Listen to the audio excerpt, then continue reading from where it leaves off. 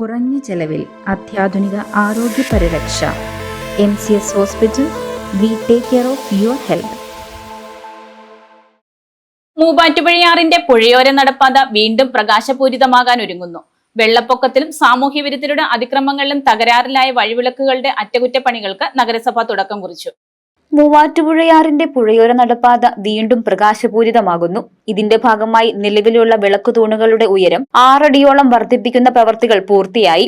ഏറെ നാളുകളായി ഇരുട്ടിലായിരുന്ന പ്രദേശം സാമൂഹ്യ വിരുദ്ധരുടെ താവളമായി മാറിയിരുന്നു. വഴിവിളക്കുകൾ വീണ്ടും മിഴി തുറക്കുന്നത് പുഴയോര നടപ്പാതയെ സ്ഥിരമായി ആശ്രയിക്കുന്ന പ്രഭാത സായാഹ്ന സവാരിക്കാർക്ക് വലിയ ആശ്വാസമാകും. പുനഃസ്ഥാപിക്കാനുള്ള നടപടികളും ഉടൻ ആരംഭിക്കുമെന്ന് നഗരസഭാ അധികൃതർ അറിയിച്ചു. കൂടാതെ ഏതാനും ആഴ്ചകൾക്ക് മുൻപ് മരം വീണ് തകർന്ന കൈവരികൾ പുനഃസ്ഥാപിക്കാനുള്ള നടപടികളും ഉടൻ ആരംഭിക്കുമെന്ന് നഗരസഭാ അധികൃതർ അറിയിച്ചു.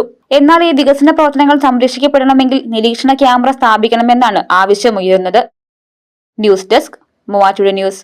കോതമംഗലം രൂപതയുടെ കീഴിൽ പ്രവർത്തിക്കുന്ന ഉന്നത വിദ്യാഭ്യാസ സ്ഥാപനം വിശ്വജ്യോതി എഞ്ചിനീയറിംഗ് കോളേജ് വാഴക്കുളം. ഓട്ടോണമസ് പദവിയുടെ തിളക്കത്തിൽ സാങ്കേതിക വിദ്യാഭ്യാസ രംഗത്ത് 1/4 നൂറ്റാണ്ടിന്റെ പാരമ്പര്യം.